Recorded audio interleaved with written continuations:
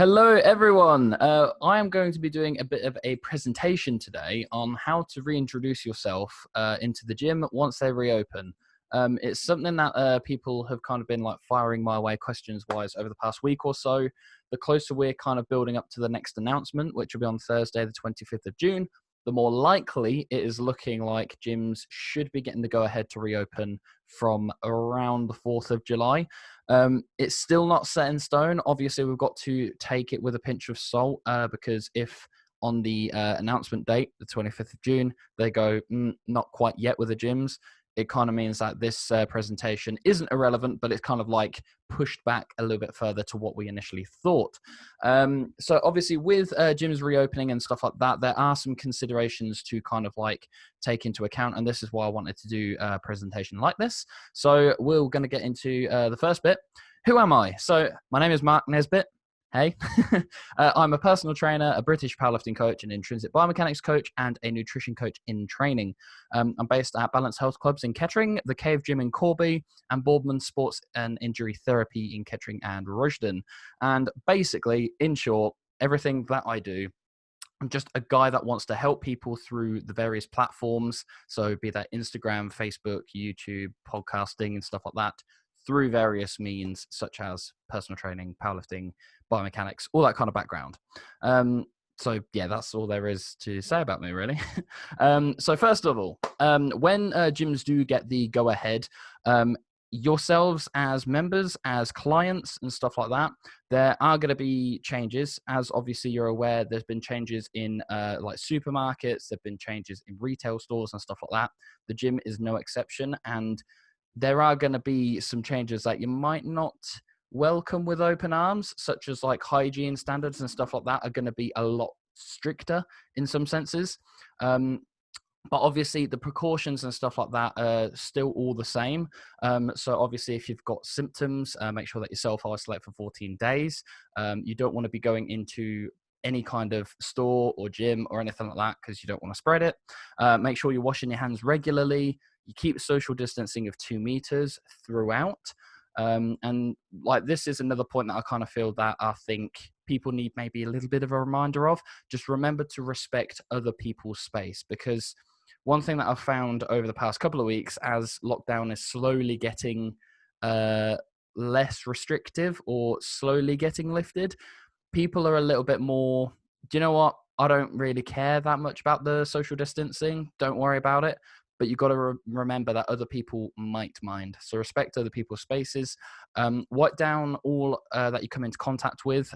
So this is surfaces.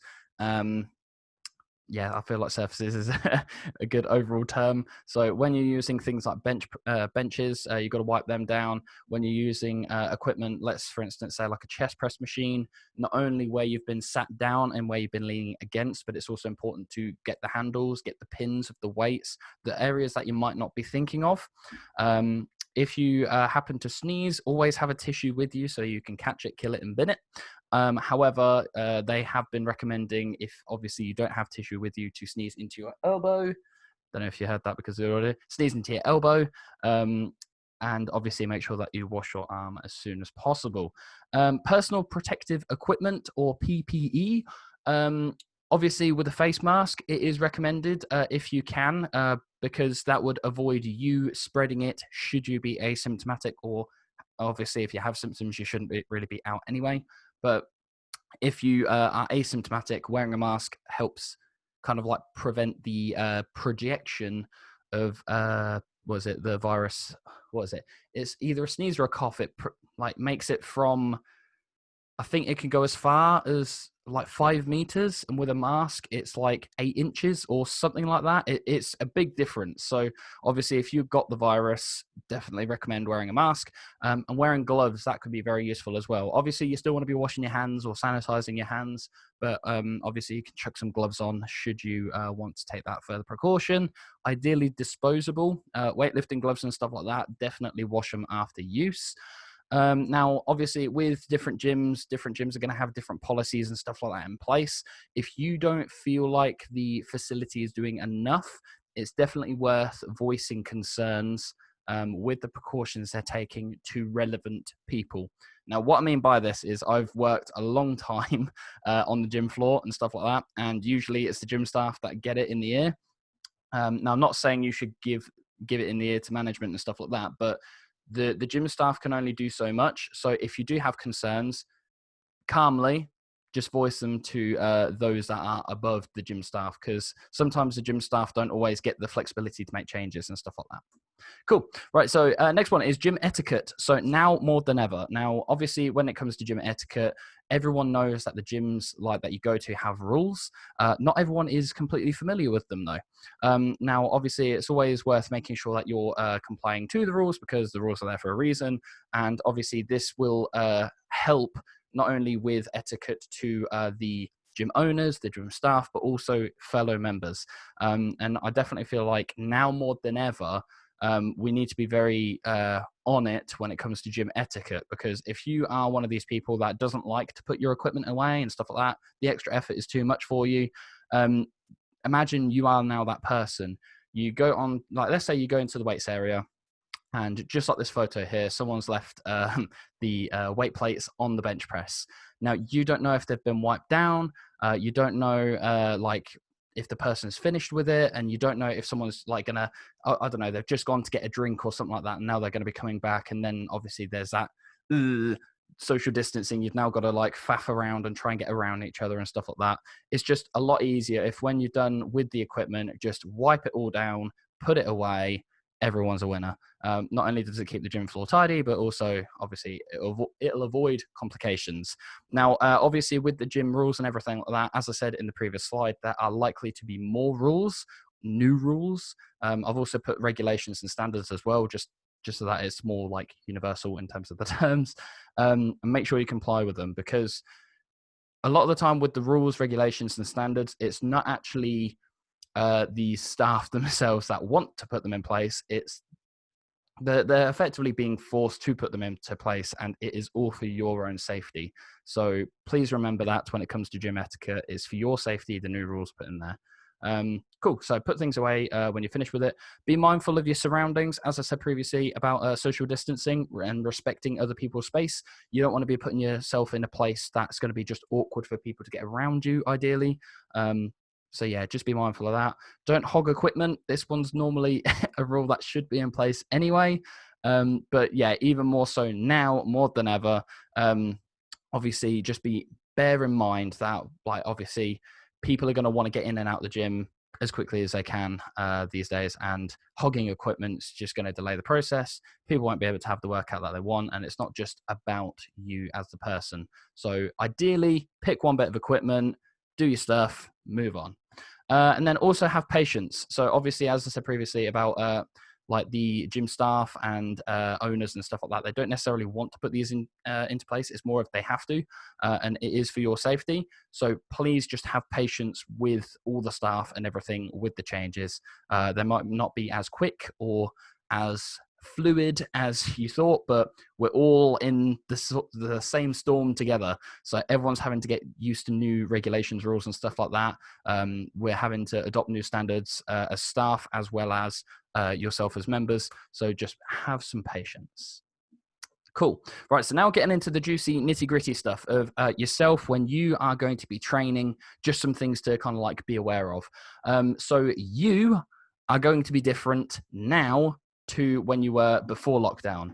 And this is in various different ways. So that be it fitness, in strength, flexibility, mobility, intensity, technique, equipment. Obviously, you're going to be using equipment that you've not been used to using in lockdown. So that's going to be quite different. Routine, that's likely to be different, especially like someone like myself. Previous to lockdown, I was used to getting up at like 4:30 in the morning and not getting into bed until about 10. And recently in lockdown, I've been doing like a 9 to 5. So my sleep has been amazing recently. So the routine, once that opens up again, once I have to start getting up early again and go in bed later, just be mindful that your routine is going to be a little bit thrown off as well. And effectively, all these points that I've just mentioned, fitness, strength, mobility, flexibility, all that kind of stuff, it all comes down to your ability is going to be different. And I don't know if you can see at the bottom of the slide, but that is okay. People have this perception that you need to be progressing all the time, and it needs to be like really rigid and strict, and oh my god, if I'm not progressing, I'm going backwards and stuff like that. And it's not always the case. And even if you are going backwards, muscle memory is a hell of a thing. It's not going to take you too long to get back to similar to where you were. Obviously, we have been in lockdown now for, I think it's just over 12 weeks, or just under 12, around 12 weeks in general. So obviously, you've got to bear in mind that it's going to take some time for you to sort of get into the flow of things. Things don't just disappear. And obviously, the longer you've been out of doing things, obviously, if you've been like working out at home and stuff, you're less likely to need a longer period to ease in. But yeah, if you've not been doing anything at all, it's okay that your progress is going to have been backtracked a little bit, but you have time. It's okay. Don't see it as a bad thing. Cool. So nextly, that's a new word. Next, we've got nutritional considerations. So obviously, these are just kind of like standard when it comes to training anyway, but I figured that I'd chuck some in here. So we've got hydrate. Make sure you are hydrated before working out. Think of water kind of like similar to oil in a car. It's the lubricant. It's the thing that keeps things moving like smoothly. It will reduce the chances of you getting cramp, especially when you're going to be sort of pushing yourself differently to what you were in lockdown. So definitely make sure that you're hydrated before working out. If you can, if you're going to be working out in the morning, make sure that you are hydrated before you go to bed. And obviously, if you're going to be exercising in the evening, make sure that you're hydrating yourself throughout the day. And obviously, yeah, you also want to be hydrating yourself throughout the workout as well as post-workout. So yeah, hydrate. Make sure that you've got the energy before training. So this is just coming down to making sure that you've eaten enough the night before, or you've eaten enough before the workout. You've not eaten like 10 minutes before you're about to smash a really heavy session. And if you do, make sure it's just a small snack, that kind of stuff. Don't need anyone passing out from lack of energy or anything like that as soon as we get back in. And remember what you were doing kind of like pre-lockdown when it comes to nutrition. So it doesn't have to be a drastic change now that gym's open. You need to hop back on a diet and stuff like that. Keep doing what you're doing nutrition-wise, start training again, and then when you feel ready, hop back on your nutrition. If you feel ready to hop straight into it when gyms reopen or even before then, that's okay too. And don't complicate what you're doing. Obviously, you've got to remember, once like lockdown is lifted, people's lives are likely to get busier and busier and busier, and that is obviously going to have an impact on our physical and mental stress. And we don't want to sort of chuck too much on us all at once, if that makes sense. And obviously, if you're unsure, ask for help. So that could be myself. I'll put my contact information at the end of this presentation. But obviously, if you don't want to go to myself and you've got a personal trainer already, or you want to ask your gym's staff and stuff like that, by all means, just make sure that you ask for help if you're unsure. Right, next we've got don't be silly. So when it comes to resistance training, you want to warm up properly. You want to emphasize focus on technique, because obviously if you're doing movements that you've not been used to doing in lockdown, then obviously you want to make sure that you're like moving properly with the weight. You want to up the tempo. So that just basically means that you do the movement slower. Now, when you do a movement slower, I find it's very good for technique, because you can effectively you've got more time to focus on correcting your movement if it does go off. Now, obviously, with that, you would need to lower the weights, lower the intensity, and stuff like that. And from doing that, probably up the rep range so that you get some more stuff out of it. Up the rest time. So this kind of comes into lowering the intensity, making sure that when you are ready to, or when your rest time is up, you actually feel ready to go into the set. Slowly increase your volume. So your volume is made up of the weight times reps times sets, and that is your total volume. So if I done one set of 10 kilos, that is 100 kilos worth of volume. Had to do some quick maths just there. Yeah, so slowly increase your volume. Once again, it's just that what's the word? Re-emphasis of you've got time. There's no rush. Just start slow. And pretend you're a beginner again. Now, obviously, the photo that I've used is myself in a powerlifting competition, the last one that I had. I personally am going to be treating myself as if I've just had a competition. And effectively, post-competition, what you'd do is you'd lower the volume and just ease yourself into it. You wouldn't do anything like too heavy because you've just been like beaten up and stuff. I'm going to treat it as if I've just come off the back end of a competition. And obviously, if you're not used to competing in or anything, literally just pretend that you're a beginner again. You're starting slow, you're easing yourself in. And then the last point, the most important one, listen to your body. Next, we've got don't be silly, cardio and conditioning. Now, this is pretty similar to what I've just said in resistance training, if you see. The points don't actually change too much. So obviously, it depends on what style of cardio and conditioning that you're doing, but still make sure that you warm up properly, emphasize focus on technique. I would personally recommend doing shorter sessions, especially if you're used to doing like endurance training. So if you obviously running and stuff like that, you might have been able to keep that up in lockdown, because obviously you don't need a gym to run. But obviously, given the recent thunder, lightning, and rain, not too recently. But yeah, like start with shorter sessions if you don't feel like up to it too much. Lower the intensity, lower your speed. So don't check yourself on a treadmill, whack it up to the speed that you're at before lockdown. It's likely to be less. Once again, that's okay. You can up your rest time. So if you are used to chucking yourself on a treadmill, popping at a certain speed, and then doing flat out for like half an hour to an hour, have a little bit of rest. Just take a minute, walk, or even just hop off the treadmill, just catch your breath, and then go again. Start slow. You've got time. Once again, pretend you're a beginner again, and once again, listen to your body. Cool. Now, don't underestimate the importance of recovery. Recovery is definitely a part of training that I do feel is underlooked or underappreciated. And when we talk about stress management, these are all points underneath that kind of like make up stress management. And as you can see from the IT Crown GIF that I've inserted there, stress is a disease, people, and I am the cure. When I say I'm the cure, I'm referring to these bullet points. So stress management, once again, as we get back to normality, we're going to be having a lot of physical and mental stress loaded onto us. So we've got to manage that and make sure that we're not going to be overdoing it, especially physically. Well, I say especially physically and mentally, because both are just as important as each other. Mentally, you don't want to end up overloading, and also physically, you don't want to overload too much because injuries and stuff like that. So things that you can do to sort of manage your stress is sleep, nutrition, hydration, rest days. Remember, you don't need to go back into the plan of like 5, 6, 7 times per week. You can ease yourself in, even just like a 2-day per week or something like that, something full body. That's okay. Ease yourself back in. You've got active recovery. So if, for instance, like I'll use me as an example, when I've had a really horrible leg session, the next day or two, I might feel like I've got jelly legs and feel really tight. So one thing that I do is active recovery, and that's literally just going for a bit of a brisk walk. It floods blood to the area, and that obviously helps with the recovery. Now, I don't know where we're going to stand once gyms are open again in terms of sports massage, or other therapy treatments, or even just using a pool. I can't say in this presentation, but those are also other good forms of recovery. So don't overdo muscle groups. Obviously, this comes to like just basically overdoing it. Recovery baths, not something I've done personally, but a lot of people swear by them. So yeah.